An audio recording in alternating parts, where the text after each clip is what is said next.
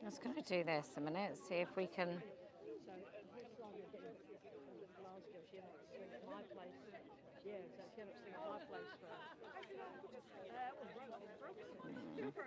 Well, unfortunately, I had to have surgery.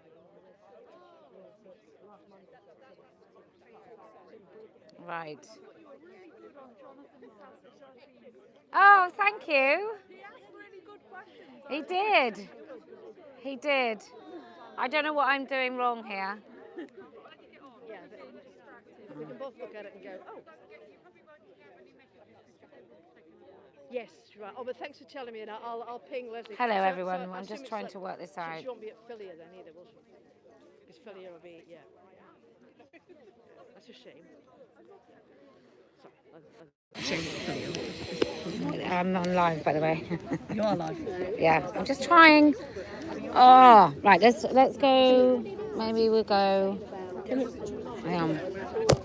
Yeah, it goes the other way as well. Yeah. But it's just decided. More footage of me going. I know, and I'm going to go dizzy. Sorry, everyone. Yeah. Right, let's see. Yeah, so maybe that way at least. Maybe that way. I would have thought. But it's like it's got a mind of its own, isn't it? It's like it's following something. Fucking hell.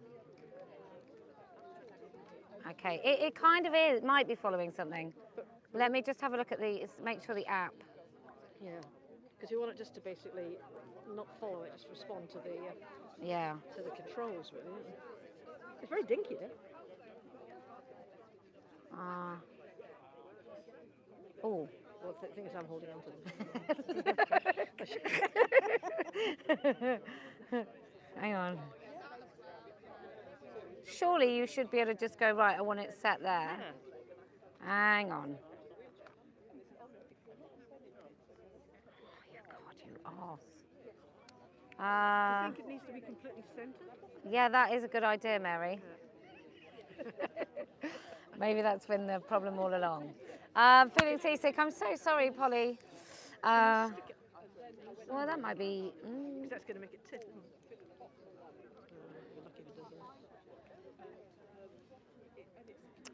Obviously, this is a bit of a design flaw, isn't it? Yeah. That might do it. Okay, so we can do. I think we just. That'll do. That'll do. I think we just accept what we've got and. Okay, everyone. Sorry about that. Yeah. I mean, the alternative, now that I've done all that, is until we go down there and we need that handheld. You just stick with the original. Stick with the original. What do you think? Should we do that? And then when we walk, we'll put everything away. I'm going to be able to go this time because I had surgery on Monday, so it's really. Oh no, yeah, not you then. Yeah, well, that means. We'll get Iris to. Oh, for God. Yeah, okay. Yeah, let's do that. So we'll come off of here. Last time was fine, but I literally just had the surgery on Monday, so I'm like, shit. It is really painful. Yeah. Okay. Sorry, just everyone. Just they're right on top of you, I can't. So. Right. So I'm going to now do. So you're going to go to this. Yeah. Is this one? Will it attach then? It's got a. Yeah, it's got a screw. It does. Oh. My God.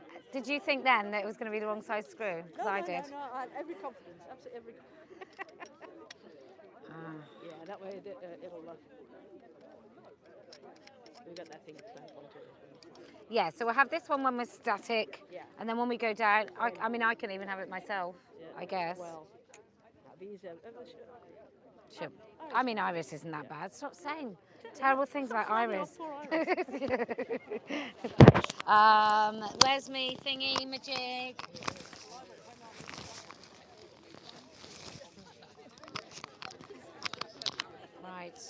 We'll ask. You won't be able to text anyone either, will you? This way. I can still. Oh, yeah. No, I'm going to face that way.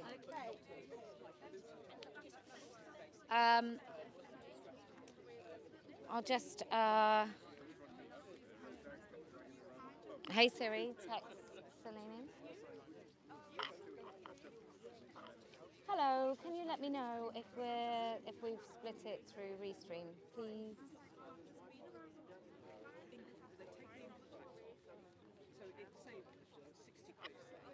That's good, isn't it? Look at the rain. Didn't even bring an umbrella. Hi everyone. Come round.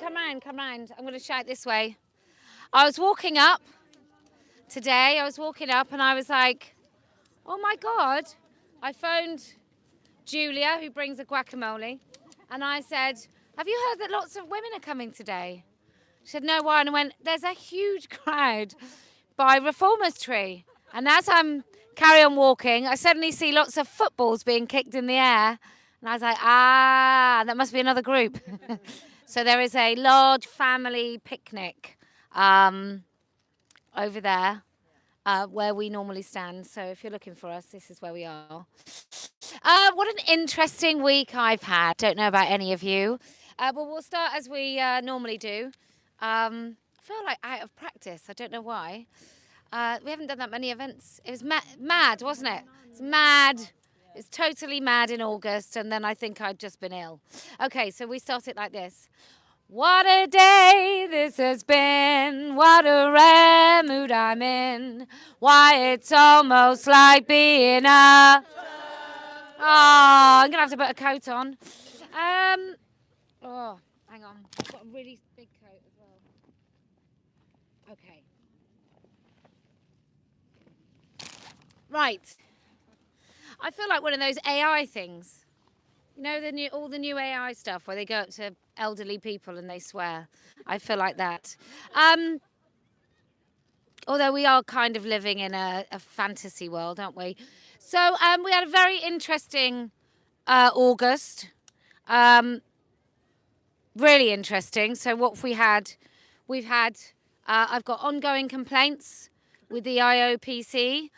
We've had a response to Glasgow from it was a lawyer's letter. And let me be very careful and how I say this. What they claim happened, I think we pretty much have footage that says it didn't. So that's really good from our point of view, because that level of dishonesty, I think, bodes well for us, because often people don't really care. Like people on the outside of this issue who haven't yet realised that it is a serious issue.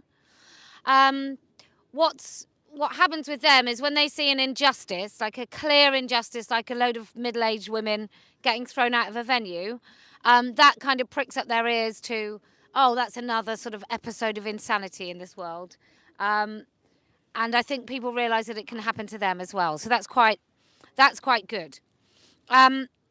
But also this idea that they haven't responded themselves. They've instantly used lawyers to tell us what they... Do you want me to do that? Mary, you can't do that. You've got one arm.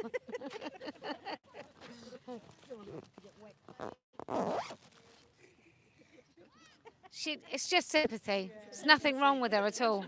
Nothing wrong with her. She's got Munchausen's. She's even managed them to do surgery on her arm. It's a fetish. Disgusting lesbian fetish, isn't it, Mary? You know what Jen Speck says. Anyway, so they've come back and they've basically misrepresented the truth. And if you don't know what happened to us, we went up to Glasgow and we went in a venue, and Kenneth Williams, he really didn't. In fact, Kenneth Williams would have been much preferable, but he really didn't like what was put up. And what they've come up with is that they were profanities and talking of genitals. I think that might be one of the things that's something to do with Fanny, maybe. Willie or Fanny, so they were saying that. And the profanity is obviously the Magdalene thing. But what they've forgotten is on footage, we've all got him saying that the thing that he was most upset about was, I'm not a vet, but I know what a dog is. And that he used beliefs and harassment and all those other things. So that's pretty good, really. They've shot themselves in their feet, both of them at once. So that was great. I've also complained to the IO4 forces. I've complained to the IOPC about 4 forces for their lack of intervention and action when it comes to some things that have been happening to me for years and years. So that's interesting. I'm going to meet someone later today with something even more juicy about the IOPC. So that's good. There are things happening in lots of places. But what we know, even after the Supreme Court, is that without action from all of us, and I mean as individual private citizens, this is not going to stop. Like, you can have all the Supreme Court rulings that you like, and if a council feel that they're above the law, or if they've got a massive, great big, large, disgusting man calling himself a woman, I'm not thinking of anyone in particular, but let's say there was a man, a disgusting, middle-aged, kind of nearly in his 60s man who pretended to be a woman, and let's say that he was married and he really does look like a trucker, if a trucker had eaten donuts for 55 years. Let's say there was one of those working at your local council. I'm not saying there is one at mine. I'm just saying if there was one of those working at my council who was absolutely hell-bent on eradicating women-only spaces completely, let's say that his kind of angry fetish, jealousy of women, hatred of women meant that what that particular man wanted... I'm not saying that I know that this is the case. Totally hypothetical. But if there was such a man that was really litigious as well, let's say he was litigious as well, so you've got to be really careful.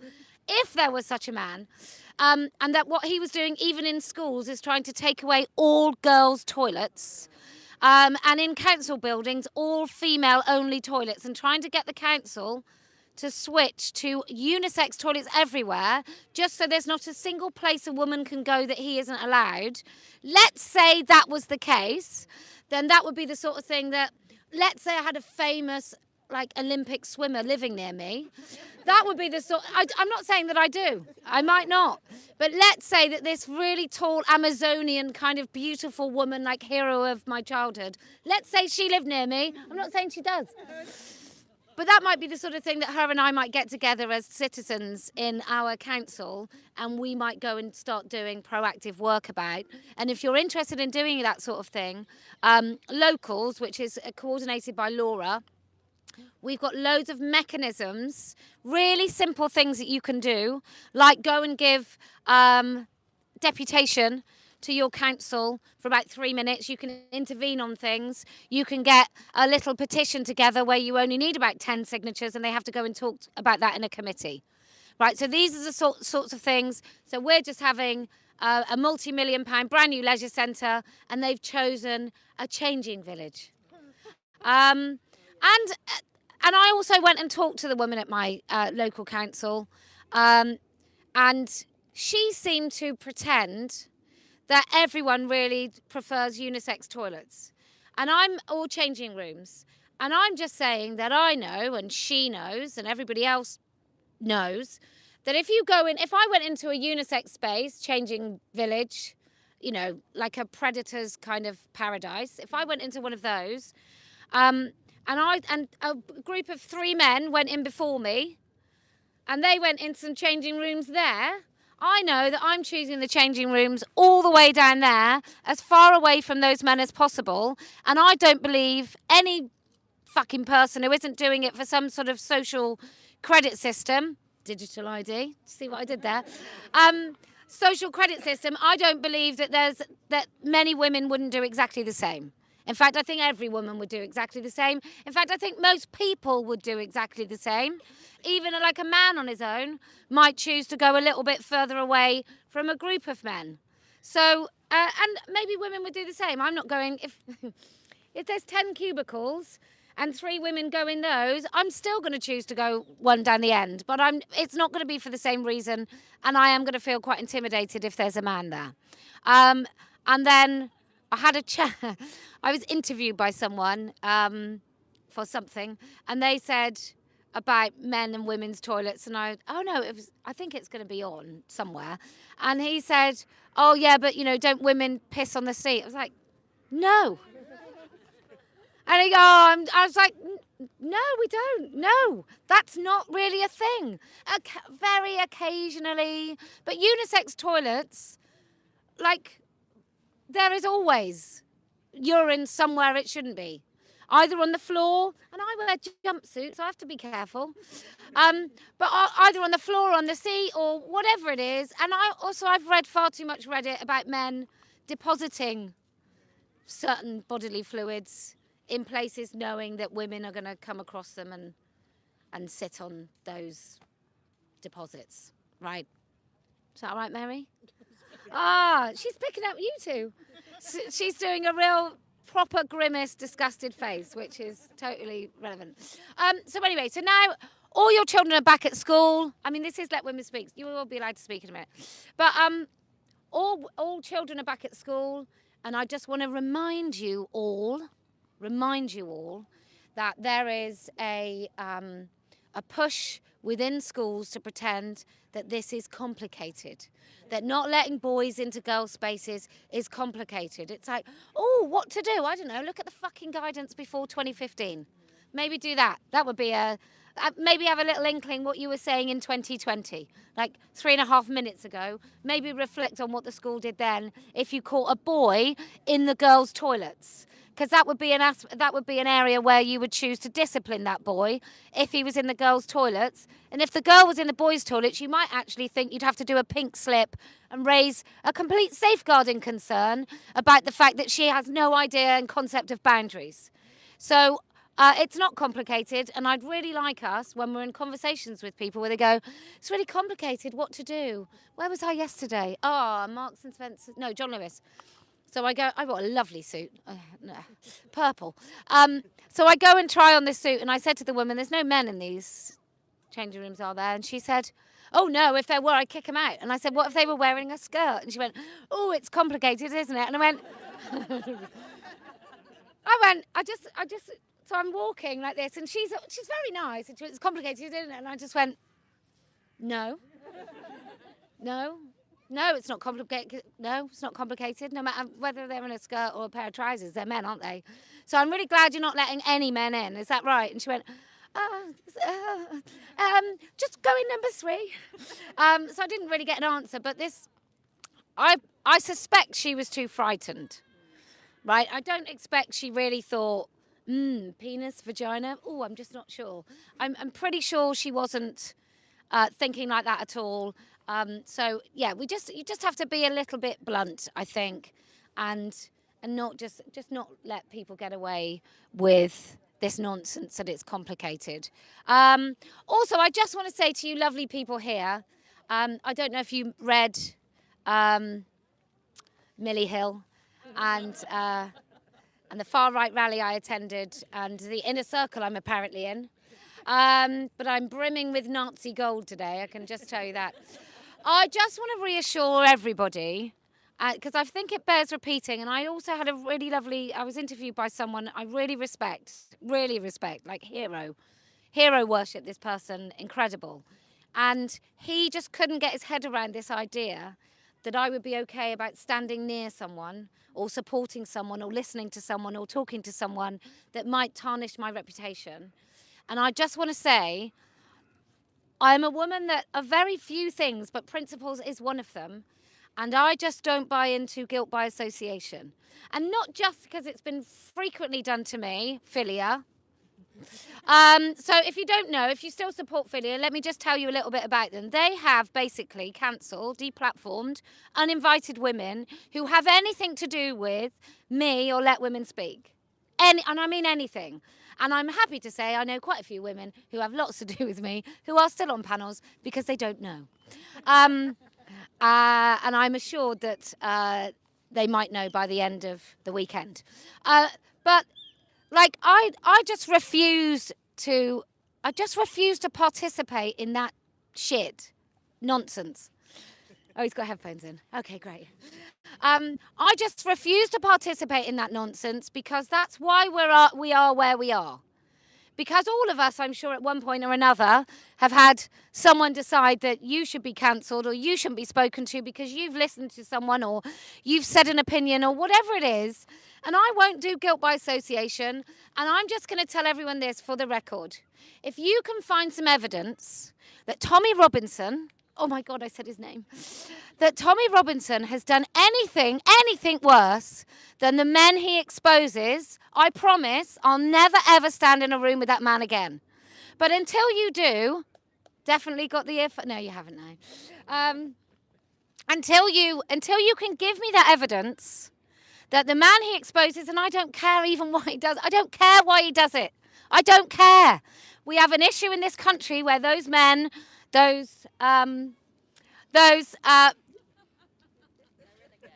Pakistani Muslim paedophile rapists, where those men got away with doing it because people were too frightened to speak about it because they would be associated with racists. I cannot abide it. If you're still on that particular page, you need to rush forward into a place where the most important aspect of any conversation about that whole situation is the treatment of those girls and the fact that none of them have really received any justice, and there's hundreds of thousands of them that will never receive justice, and there were men that not go to prison, and there are police that were involved, and there are councillors and MPs and social workers and teachers all also participating in the grooming, rape and torture of those girls, all of them, and they will not see justice. The best we will ever get for those people, is maybe a process. Maybe a something where we decide that girls in care homes will have a curfew of like 10 o'clock at night or something. That's what's going to happen. You're not going to get the full spectrum of people that were involved. And so spare me your blushes when it comes to who I associate with, who is actually standing up against that particular thing. And also, I don't think that women like me are complete morons when we don't understand what we're being used for. Like, oh, but he's just using, like, I bring maybe 200,000 people at best, completely dwarfed by the number of people and the whatever that he's got. So if anything, I may tarnish that whole crowd with the turf brush. I don't really see anything coming the other way. But even if there was, I don't buy it. I don't believe that if you go and have a union flag and you go and stand and you say that you think that Sharia might be an issue in this country and we should be really mindful about that, or that the other things that Islam might bring is dangerous, that you stand against men blocking the streets with prayer, when you have concerns about that, when you have concerns about the lack of justice for those grooming gang survivors and victims, I just don't buy it that you have to subscribe to genocide and hatred of people. I think that's nonsense. I think that's a really useful way of getting us all to look the other way and think actually looking after those girls there and trying to get justice for them is too difficult because I'm going to get tarnished with this particular racist, Nazi brush, white supremacist, ethno-nationalist, and I just say to ethno-nationalists who were on that march, it's really odd that you didn't see that there were like more than just white people there. It was really odd for an ethno-nationalist march to be so welcoming to so many other people that were non-white people. It's just a bit insane. So I just wanted to say that because if anyone thinks that suddenly I'm going to change my mind on that and I'm going to start being the sort of person who won't stand next to someone, won't have conversations with someone, won't try and pull someone in and maybe show them what I think is the best way to do something.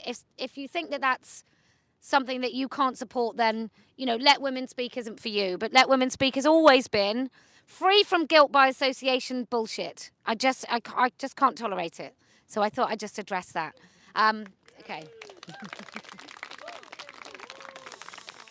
I mean, let's face it. I just didn't see anybody. I just didn't see any essays coming out about anybody that was on the pro-Palestine march who might have associations with Hamas. I didn't see the same sort of crap coming out of the academics. Like, I'm so worried that those people are going to hate Jews. Because not that there's any demonstrable evidence of that, of like people sending their kids to Jewish schools, having to have the police outside. Not that we should be concerned about that at all. That isn't really a thin end of the wedge at all. But also, I do think that there probably will be people who have good intentions, who don't hate Jews, who are going on those marches. And they will be free from guilt by association to the terrible behaviour of Hamas. And that's a principle of mine that I find very, very difficult to uphold in that particular instance. And yes, I do. Okay, who else would like to speak? Come on. Go on. Do I speak? Yeah. Okay. Hello, everybody. I've been dreaming this one up for weeks, and it's actually very quick. And what I'm going to ask you to do as an ex-teacher, I'm actually going to ask you to shout along with me at a few key points, but we're still to get to that. All right. Free speech is the safe space. I don't carry a gun. I carry my tongue. We are living in dangerous times. Your life can be destroyed for recognizing reality. You can lose your friends, lose your children, lose your marriage, lose your job and more, just for knowing the difference between a man and a woman. No woman has a penis. No man has a vagina. Non-binary is nonsense, and transitioning children is profound abuse. Thank you, Kellie-Jay Keen. Free speech is the safe space. Can I ask a personal favor of you all, one that will soothe my soul? Will you repeat these words? Will you repeat these words, please, loudly with me? I disagree with you. Say it. I disagree with you. Woo! Did anything happen? Did the sky fall down on our heads? Yeah? Did we survive? We made it! All right? Get comfortable saying them, please. These are the words we need to practice saying to each other after the bullet has nestled so devastatingly in Charlie Kirk's neck, with the aftermath of half of our world crowing with delight at his death. What insanity is this? We have to learn to practice civil disagreement. We must, because free speech is a non-negotiable route to peace. Say the words loudly with me again, please. I disagree with you.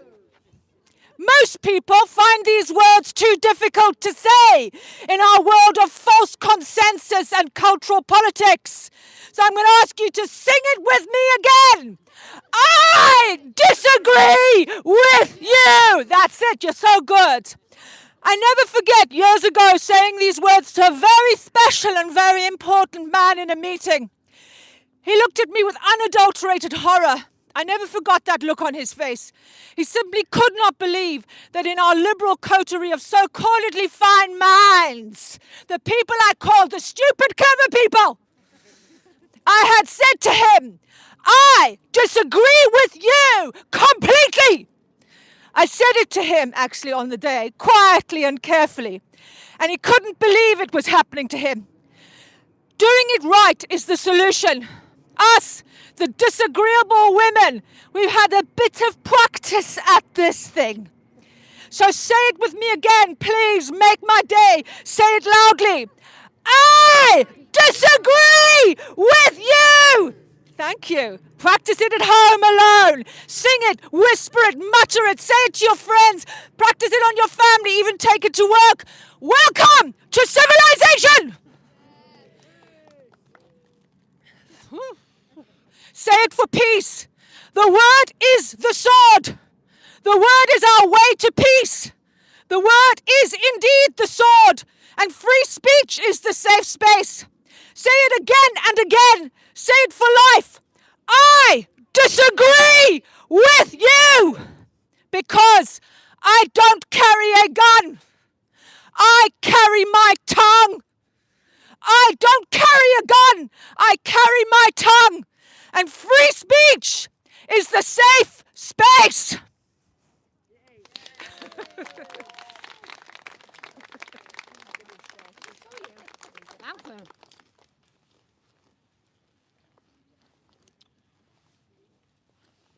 So it's not just about me. Julia makes fantastic guacamole, but too much onion today. So, yeah. And she's left out the coriander, but don't let that stop your enjoyment at home. Okay, who else would like to speak? Yes. Wow. You look bloody amazing. Thank you. There you go. I thought You I'd put a frock on. Yeah, great. I used to love the Bay City Rollers when I had crushes on boys back in the day. So what brings me here again in the rain is the single issue of queer theory, which is devastating our culture and causing our brains to cave in as we watch these spurious arguments that these idiots come out with. And talk about guilt by association. I don't care what anybody else thinks about anything else. I am here to defend sex-based reality. I probably disagree with everybody on just about everything, but I don't care. I've been a disagreeable woman my whole effing life. I'm not about to become agreeable. I don't care who likes me. I don't care who doesn't like me. But I do care that the sex binary is preserved. Because without it, we are up shit street. And what worries me deeply, and I'm not known for being a law-abiding citizen. However, when the Supreme Court says a thing, I kind of assume that all the institutions underneath it are going to go along with it because it's the law of the land. And when I don't go along with the law of the land, I be really sneaky, right? And when I do things I'm not supposed to do, I keep it quiet. I keep it on the down low. I don't go making fucking public statements. I am about to go against the law and stick my finger up at the Supreme Court and get all the scaredy cats in my office to sign the fucking letter. No, I don't. However, it would seem that all of our major institutions are totally happy to flout the Supreme Court's recognition of something that we all knew, that the words male and female are sex descriptors. And there are no gender descriptors. Why are there no gender descriptors? Because gender is a crock of shit. And so I am disagreeable and I'm unaligned and unashamed. I will not join anything because I don't trust any single organisation not to turn around and start talking some shit. Because every organisation I've ever been a member of has done that. So unaligned, unabashed and unashamed, I am stomping around the world in the rain, determinedly mouthing off about sex realism. Because to me, the transgender masquerade is holding a door open for transhumanism. And transhumanism is as scary as fuck. right? I mean, I am literally shitting myself. I mean, I have granddaughters, and I'm like, what is the world going to be like for them? And it's hard enough to protect female children from patriarchal assault. And now we are teaching them in schools that they might be born in the wrong body. Hello? Excuse me? Has anybody ever met anybody in the wrong body? Have you ever seen anybody? I'm in a 60-year-old body. I've definitely earned it. I did all the aches and pains. I earned them. And when you tell children fucking lies, you confuse and distress them. It's not good. It's unkind, and this is being driven by some dark shit in the background. The sex gender thing is just a smokescreen. There's some really, really nasty research going on, and I suggest we all research and find out what's going on underneath. It's not about an idiot in a frock, even though they've put the idiots in frocks who are rapists in women's prisons, and yet it looks like it's about that, but actually, terrifyingly, it's bigger than that. And what they are actually trying to do is monetize human life. They're going to monetize the reproduction of the human race. And just don't let them. Thank you. Thank you very much. Oh my God, it's even better from the back. There's like a little skirt thing hanging off with safety pins. Very Vivienne Westwood. Yeah, some of us can't afford such luxury. But we have a broad church here with Vivienne Westwood to Primark, Mary? Yeah. Mary looks lovely. She looks lovely with her Munchausen's arm, doesn't she? Okay, who else would like to speak? Come on. Yes, come on. Thank you. You're very welcome. Thank you. Hello, hello, hello. So on the 1st of November, it's going to be 199 days since the Supreme Court clarified the law that a man is a man and a woman is a woman. And you would think that the government would have been applying this and encouraging various institutions to apply this. But this is not the case. Everyone is saying, as people have said today, oh, it's complicated and, oh, well, we need to wait. Well, we don't need to wait. We've waited long enough. So a march has been organised on November the 1st, leaving when the clock strikes 13, so that's at 1 o'clock prompt, leaving the Millicent Fawcett statue, going on a little march, probably to Downing Street, although we haven't quite clarified that yet, and back again, where we have some really brilliant grassroots speakers. So this isn't organised by any of the big groups or anything. It's organised by grassroots women for everyone. Men are welcome. It would be wonderful to see as many people as possible there, calling the government to account for just completely ignoring the Supreme Court ruling. And that is all I have to say. Thank you. So be there, be there. Thank you very much. Thank you. Don't know what that is. Yes. So, I can't remember what I was going to say because I was in the middle of being taken the piss out of by those people over there. So anyway, so you've got the schools, you've got your NHS, you've got your police. Police are pretty bad. Pretty bad.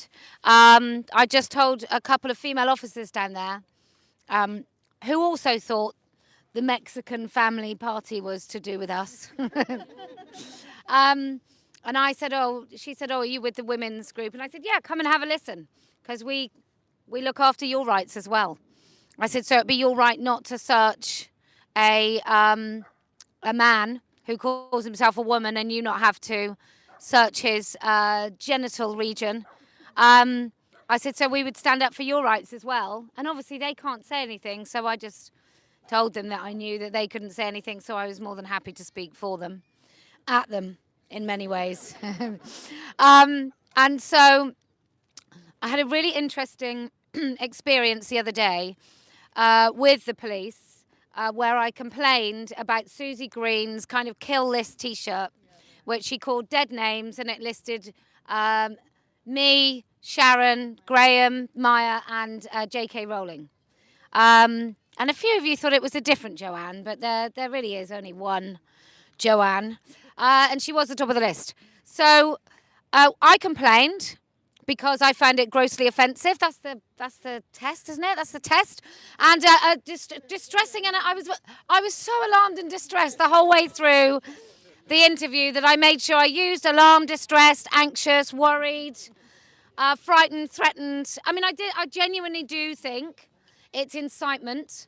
I think the intention, I think if, like, there's enough deranged men who've taken hormones who hate us, it's not beyond the stretch of a reasonable mind to think that one of those men at some point might think this was a good time to seek revenge on behalf of all men with never-ending wounds, or not, just penises. So anyway, so I complained, and they immediately, CID, he went and had a chat with CID, and they came back and they said they didn't feel it was incitement. Look, it wasn't about a topic that they give a shit about, so fair enough, right? Fair enough. Not incitement, but public order and malicious communications, because it's a published thing, and it's public order because, I don't know, because everything's public order.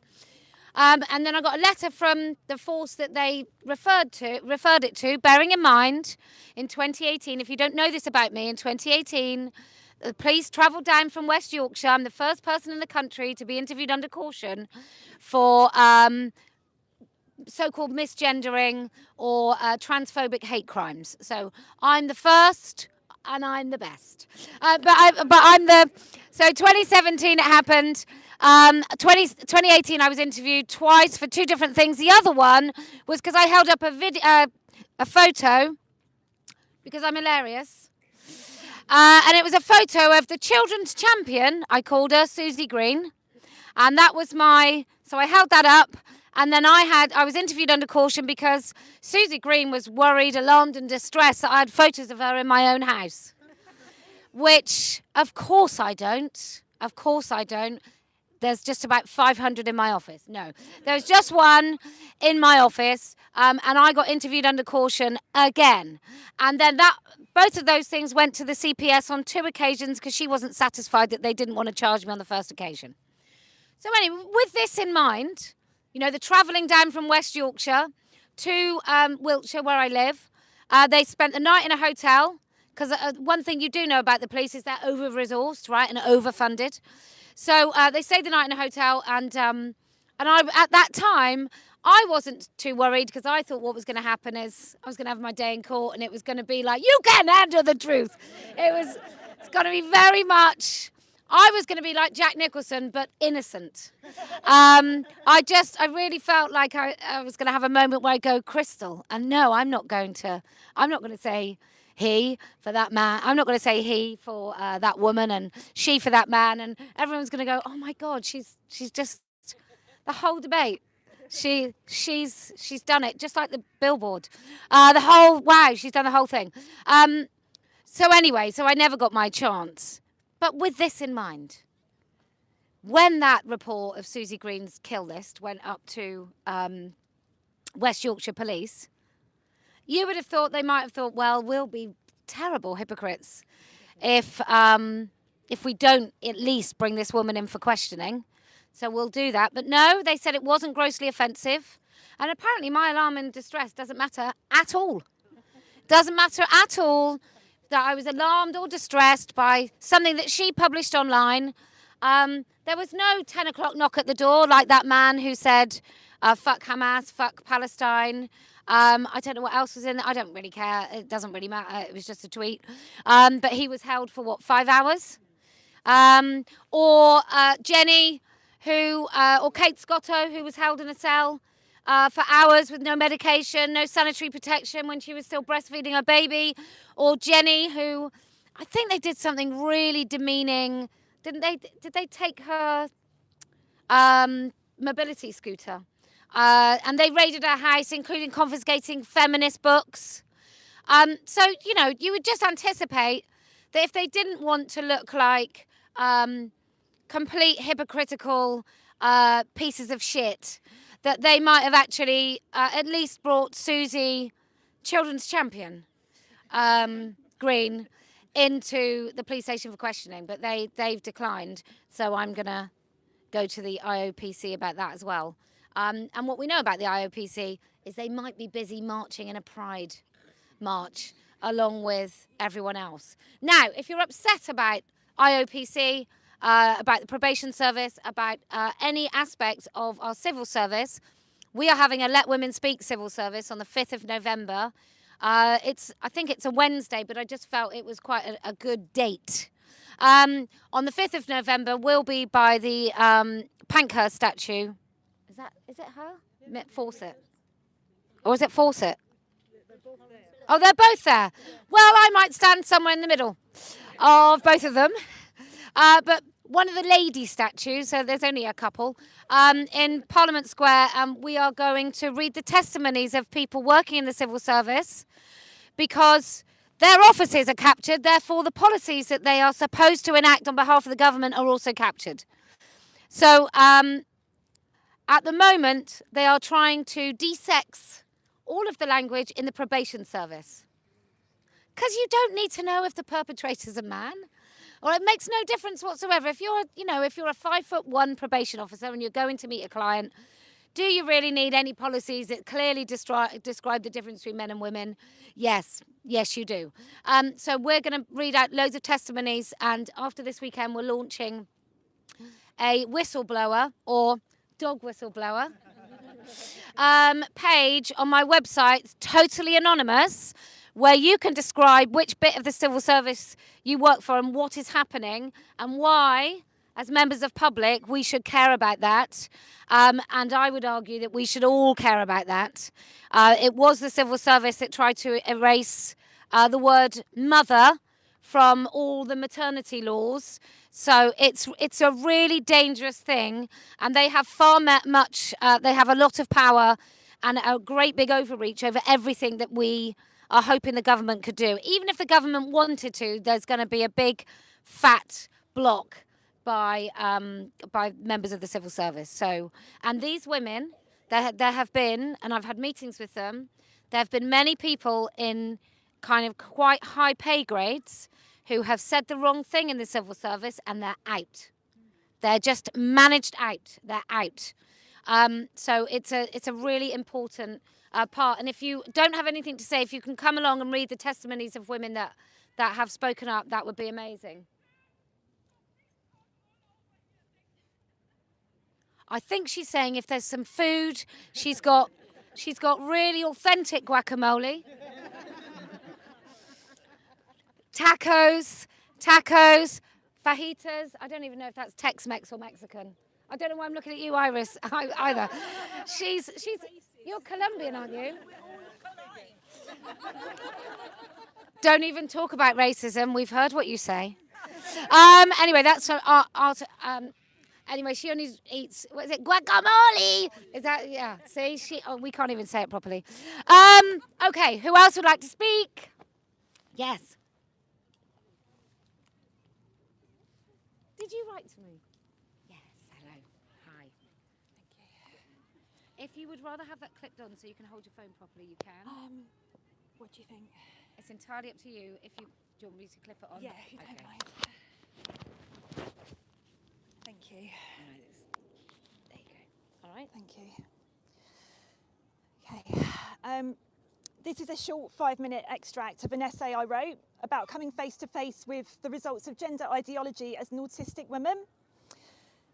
In August this year, my family and I went to visit a natural history museum in Dorset. While we were there, I witnessed a man in a dress and a really bad wig walking straight past the unoccupied, gender-neutral bathroom and into the women's toilets.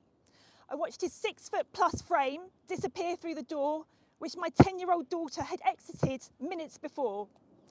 And this left me with only one question. What do I do now? I did not have my phone on me, so I did not have the option of quietly waiting somewhere inconspicuous and subtly trying to film him leaving the facilities. And I'm sure, like me, you've all seen the signs held aloft after the High Court ruling, signs with statements proclaiming that the only good turf is a dead turf, with a handy picture of a gallows to illustrate the meaning. Maybe I lack courage, but I could not gather the strength to face the potential of grievous bodily harm, and nor could I face the possible deluge of screaming retribution from the man himself or any of his female allies that happened to be there. I also had my children to think about, because confronting him would inevitably put them at risk. I felt incredibly vulnerable at that moment, which is really strange because vulnerable is a word quite often used by trans activists to describe men like the one that I saw, men in dresses pretending to be women.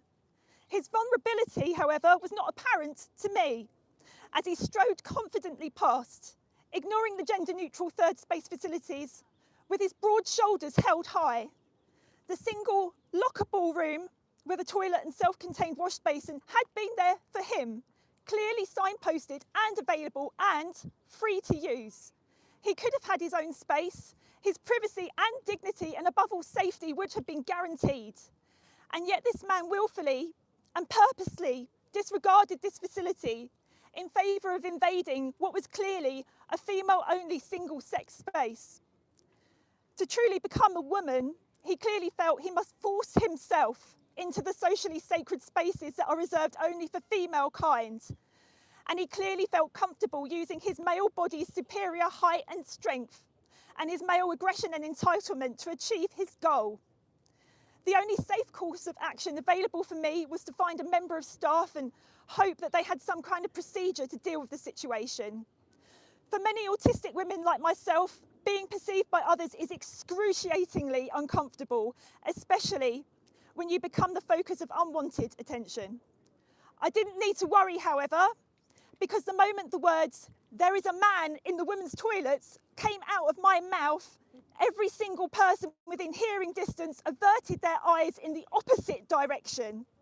The poor receptionist's face went simultaneously pale and scarlet, and after a few moments of torturous silence, she mumbled, "Someone will look into that for you." And then she promptly recovered herself and went back to serving at the desk. I knew in that moment nothing would be done. There was no procedure because the museum had provided 3 separate facilities and expected them to be used appropriately. The poor girl could hardly go into the toilet by herself and fetch the man out, risking the same dangers that I was afraid of.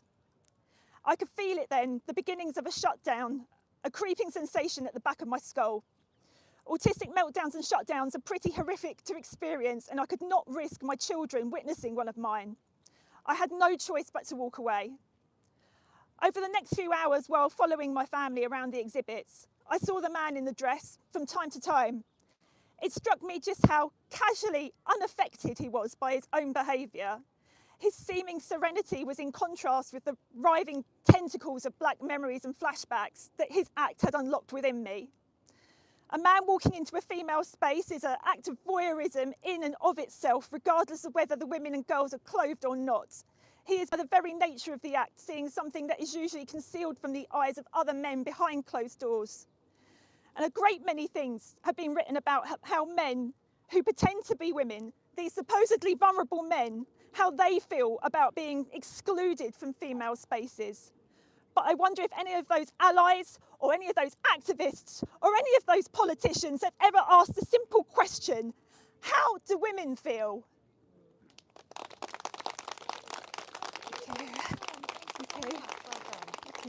Great.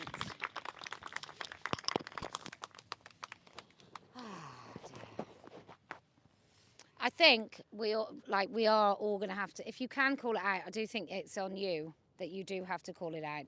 I mean, clearly some people can't, and as aptly described there, some people really physically can't and mentally can't, but many of us can, and we just choose not to. So you do have to. I've started to use this phrase, be more Karen. And I want to introduce you to the concept of being a Karen, because for many years now, when it gets to the end of a dinner, especially if it's cost a little bit of cash, my children ask, is there anything I'm going to talk about? Should they leave? Should they leave? Should they go on ahead, I think they say. And I'm very, very nice if I complain at all, often. But I do think we have to kind of, you have to place mark your objection. And I'll tell you what that looks like. What that looks like is say, hey, before we leave, I just want to tell you, I really don't like the fact that you've got a unisex toilet. I probably won't come back. I won't bring my family, and I'll recommend other women that I know not to come here because you don't have a female facility, and it just makes all of us feel uncomfortable. But anyway, thank you so much. Bye. Then we leave, right? And then in the changing room, oh yes, no, it's not complicated. Or when I went into a Marks and Spencer's, just saying to the women on the change, can you just feedback through that actually it's not okay that this is a unisex changing room. So just everywhere you go, all the time, and please, for the love of everything, please will you get in touch with your council, and if you have single-sex facilities, will you tell them that you like them? And that it's really good that when actually you're, I don't know, in the town centre in Bath or wherever it is that you live, that there is an option for a female-only facility. Just tell them, because all these councils pretend that they don't know that women prefer single-sex facilities. So I think we constantly have to ensure that we're on the front foot, making sure that no one can be this kind of passive imbecile and pretending that they don't know what we all know, and put it in writing, and make sure you send it to a few key people in the council. It won't take you very long. Send a duplicate letter. They've all got emails. Might take you, 10 minutes just to write an email? You can even do this. Hello, just thought I'd let you know, I really like the fact that it's a single-sex toilet in the North East Somerset Council car park. Thank you very much. That's it. Member of the electorate. My vote matters, right? Just something like that. That's just a recommendation. Same with the school. If you haven't gone and seen your child's school, if you haven't seen the policies for yourself, I am going to ask you at this point, what the fuck are you doing? Why haven't you? Why haven't you had a conversation? What are you waiting for? Do you want your kid to come home the first time saying how embarrassed they were before you do anything? This is really on all of us. We're the generation that helicopter parented our children and fucked the whole world up. Like, that's us. That's us. That's don't queue, darling. You go to the front. Don't queue. Just sharp elbow. You're very special. No, let's not do what you want. Well, what do you want for dinner? That's us. And then the children have got to like 23 and someone's gone no, and they've gone, ah!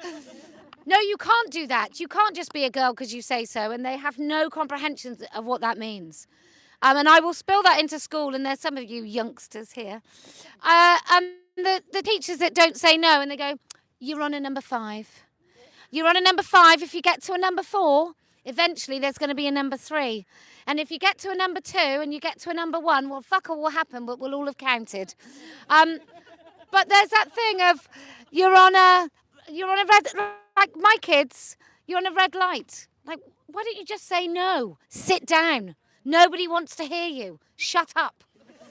You won't go out to play. If you touch her again, there's no playtime.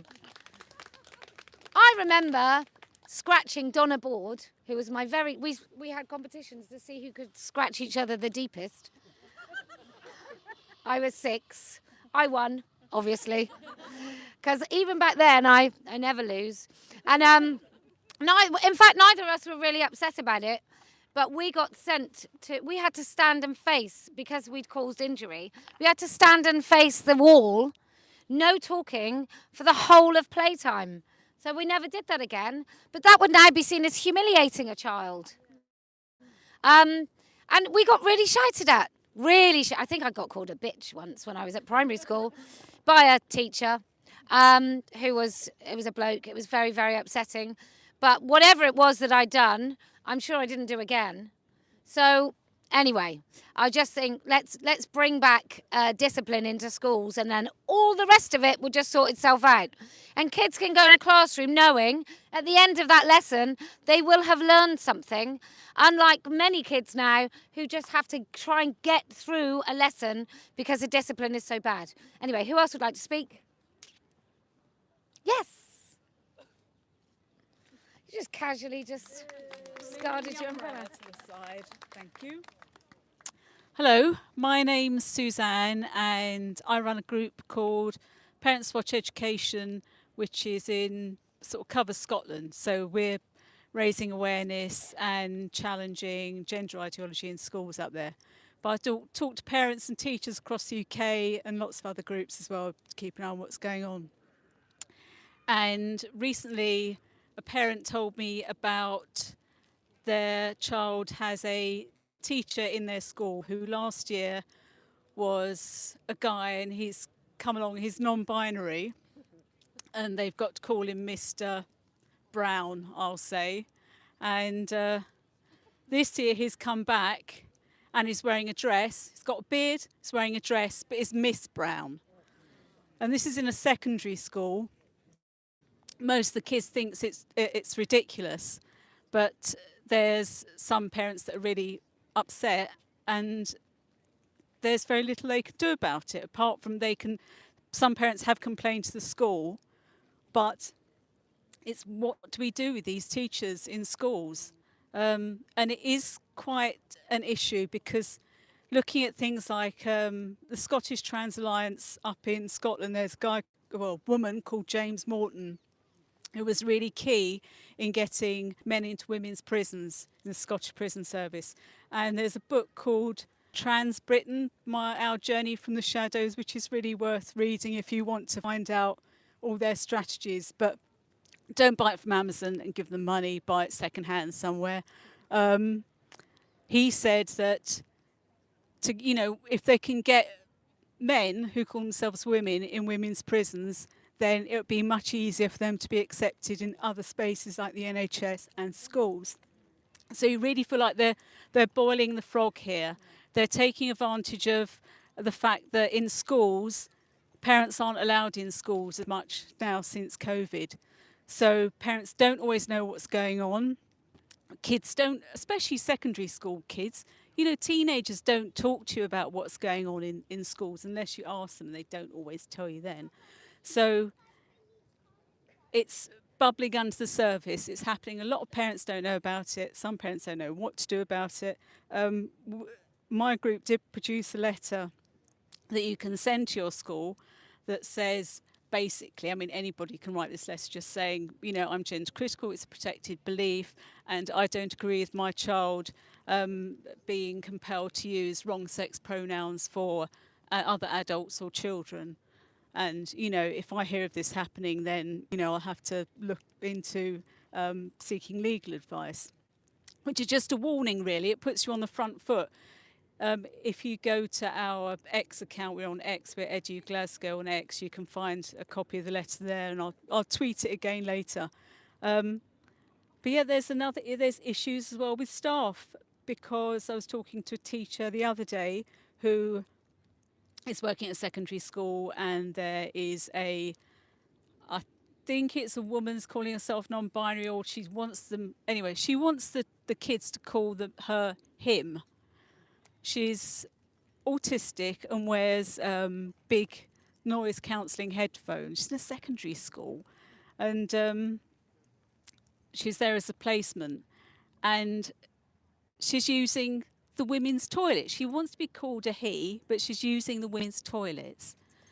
And the teacher was saying it's so awkward in the staff room, because everybody knows what's going on. It's a big elephant in the room, but they don't know how to talk about it, or if they can talk about it, or what to say about it.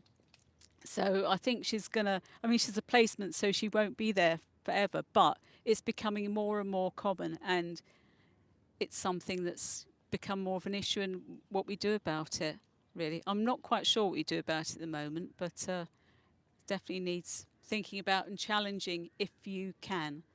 That's me. Thank you.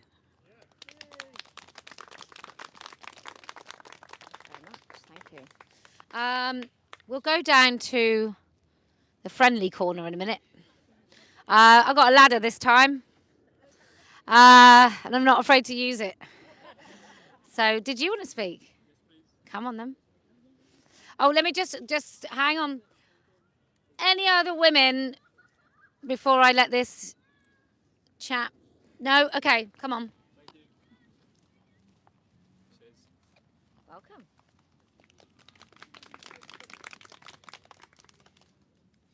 In schools such as the one I attended until last year, we're being indoctrinated. We're being taught there's 70 genders, men can become women, and it's offensive to state the truth. So first of all, to every parent, you have to inform yourself, because schools operate in deceit. They don't tell you what's going on behind closed doors, and many of the so-called teachers are just activists that are pushing this transgender ideology. This ideology is horrific. It's leading to kids getting sterilized and mutilated. They're being deprived of their right to grow up with their bodies intact and grow up to be able to have kids if they so choose when they're adults. And we need to put an end to this. Women are being erased, and they're trying to destroy the word woman itself and erase all the rights to single-sex spaces. And worst of all, they're denying objective reality itself. Their mantra of trans women are women is like saying a square can be a circle. In Orwell's 1984, he says, freedom is the freedom to say that 2 + 2 makes 4. If that is granted, all else follows.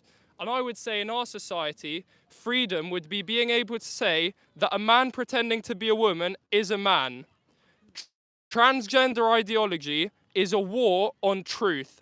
And that's why we're seeing 30 people a day in the UK arrested for social media posts.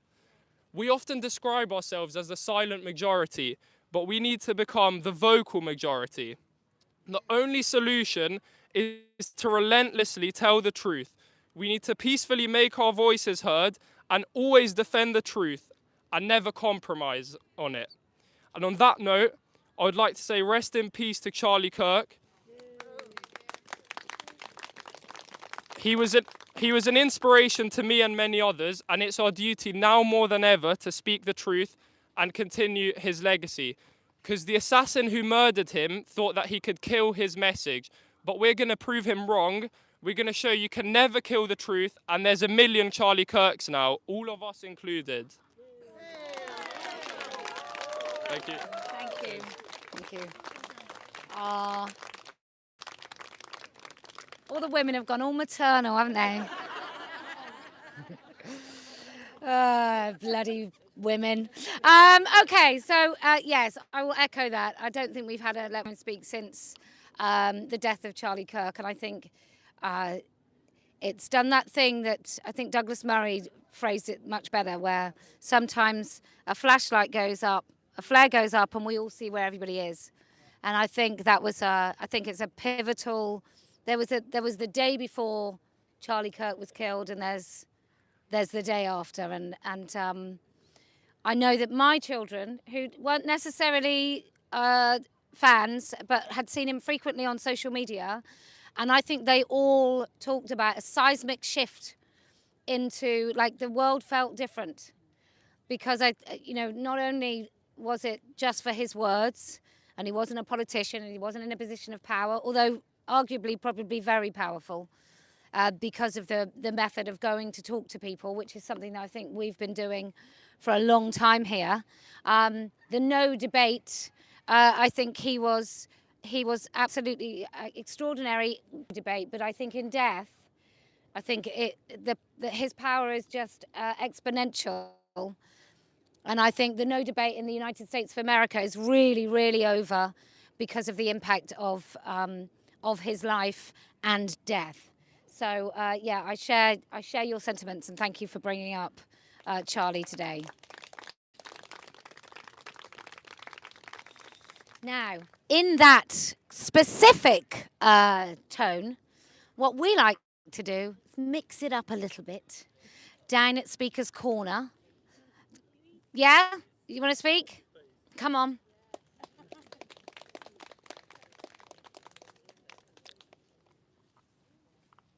And then we've got to go to... Okay, I'll make this quick then.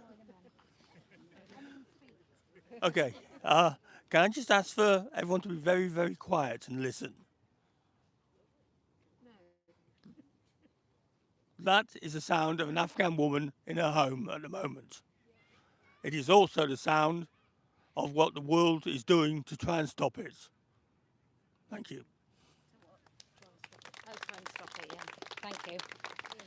Well, what we're going to do is we're going to, on behalf of those women and all women who are imprisoned or beaten for removing their hijab, for the women who live in total servitude in Saudi Arabia in their own homes, and also for women across this country who have felt that they can't speak about the issues that they want to talk about. We now like to go and take it to the boys, the lads, down at Speaker's Corner where they're very loud. So like I said, I brought a ladder and I've got Iris. So, and can I just tell you, if you've never met Iris, don't cross her. Don't ever cross her. If show us your jacket. She's wearing a new jacket. How does it feel, Iris? Gorgeous. See? And that's the only word of English she knows.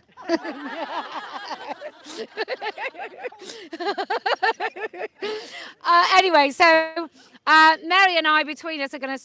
Well, Mary's not going to do much. But we are going to swap over the thingy, tripod, and we're going to get one of these lovely women to help me. And then we're going to go down to Speaker's Corner. Now, let me just tell you why we do this. We do it because it's a really male space. So when we started doing Speaker's Corner, we were right down there in the heart of Speaker's Corner. And then we just find the men were too loud. And sometimes what women have to speak out here is quite painful, is very personal. And we felt it wasn't really appropriate if you were talking about some sort of trauma that you should have to shout and scream above men.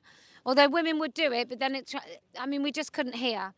So now what we're going to do is we're going to walk down there, and then if you want to speak, you still can, but you do it in front of the men who are at first curious, very curious. Why are these vagina having monstrosities with faces?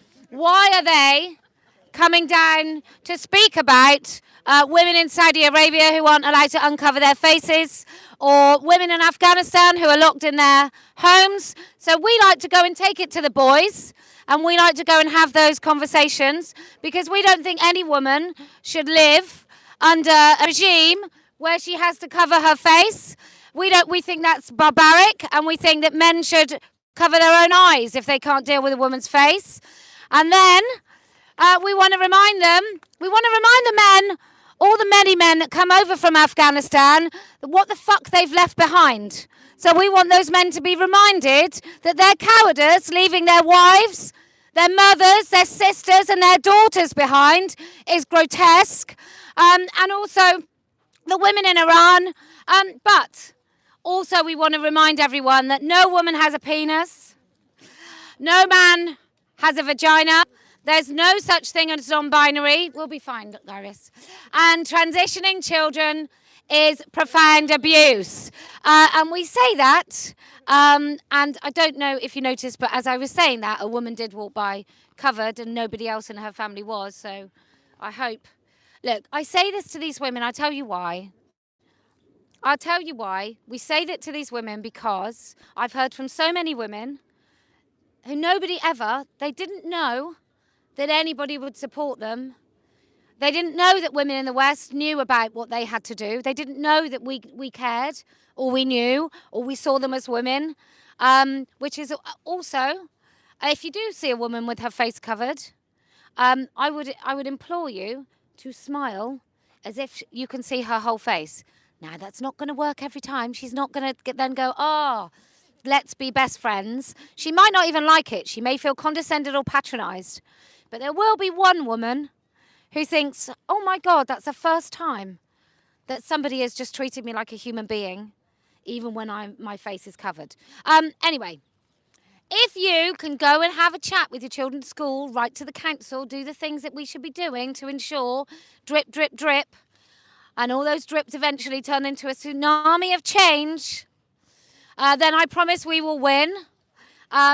If you can have courage, even when everybody around you wants to link you to someone else so that you shut up. I'm just speaking of myself, really. Then I promise we will win. And Mary? Do you know why else we're going to win? Well, because I never lose. Right, shall I show you? Okay, let's do this. Actually, I might pin this on me until we get there. You're going to be fine, Iris. We sorted it eventually. It was the weight, wasn't it, that was screwing it up. We've still got the problem with the fact that...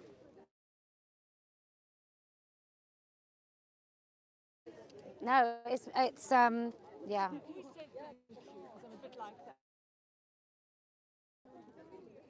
Okay, so I don't want that one. I don't want that one. Don't want that one. Don't want that one. Don't want that one. Don't want that. Oh, no wonder. Okay, right, Iris.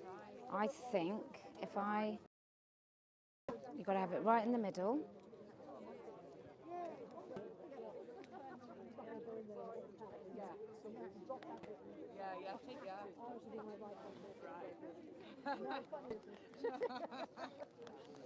Okay, let's just... Right, so stop it and restart it. Because I think... Is it upside down, people at home? No. Unless we do it like that. Oh, no, you don't want it like that. So sorry, I know you're waiting patiently. Well, we've gone for a cup of tea. Gone for the loo.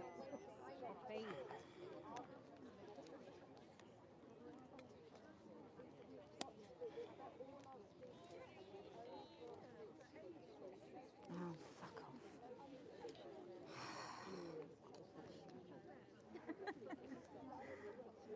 off. No, it is going to work, Mary. I'm rooting for you, honestly. Fucking hell, I got it upside down. Right, I'm going to stop it, and then I'm going to start it again. That's the only thing I can do.